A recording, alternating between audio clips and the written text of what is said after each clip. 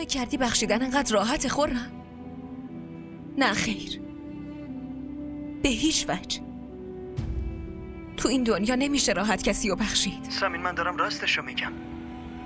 تو اگه بخوای میتونی از خود حاله بپرسی. این دنیا گناهانه کرده و ناکرده تو به این راحتی ها نمیتونه پاک کنه و تا تو رو پیش مردم رسوا نکنه آروم نمیگیره. این دنیا کسی رو نمیبخشه. سمین داری گریه میکنی؟ الو سمین چی شده؟